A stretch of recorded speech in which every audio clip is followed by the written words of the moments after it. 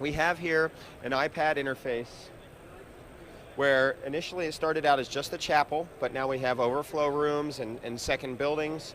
And when you enter the room, you just choose you want to power it on or off. We're going to power it on, and you just choose video, sound, or screens.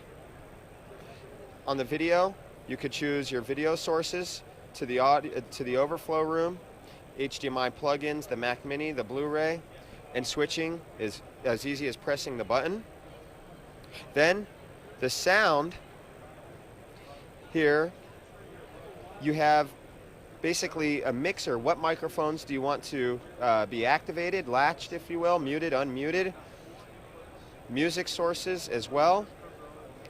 The volume control. And for your power users, you also have the ability to control the levels of your mixer, bringing that pastor up